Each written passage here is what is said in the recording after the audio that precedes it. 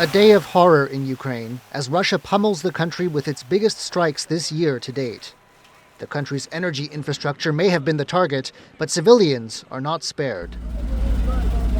In the city of Kharkiv, firefighters carried the injured away as they battle a blaze in a tower block.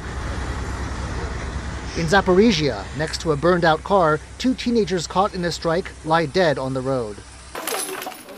And in the capital, Kyiv, shards of glass from broken windows cover the ground.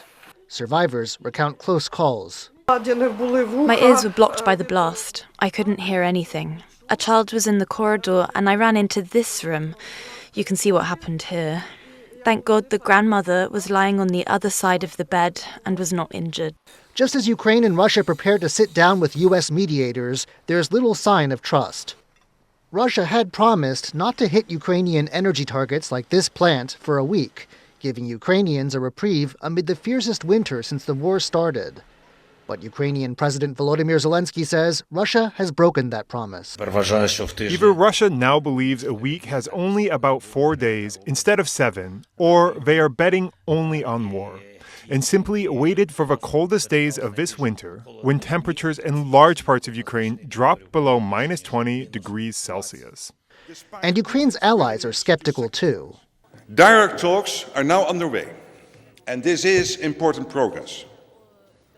But Russia attacks, like those last night, do not signal seriousness about peace. I don't see really any signs from Russia to want peace. They are going for their maximalist demands, and that's why our response is clear. We need to put more pressure on Russia so that they would go from pretending to negotiate to actually negotiate. Even in the United States, President Donald Trump's hopes for a peace deal are being tested. I spoke with the president about it this morning, and his reaction was unfortunately unsurprised. In Russia, though, the focus seems to be mainly on Russia's economy, which President Vladimir Putin said grew 1% last year. So far, 2 days of peace talks in Abu Dhabi are still on this week.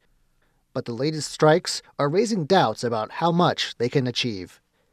Devin, Tsai, and Van Trieste for TaiwanPlus.